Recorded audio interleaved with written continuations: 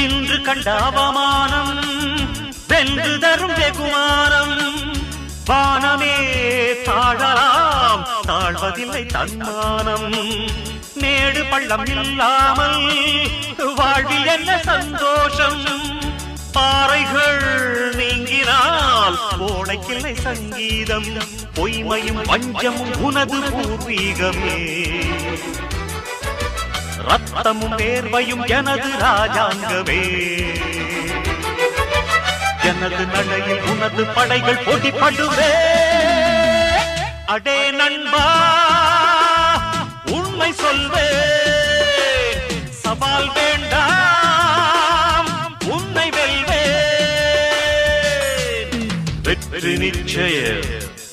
இது வேத சத்தியம் கொள்கை வெல்வதே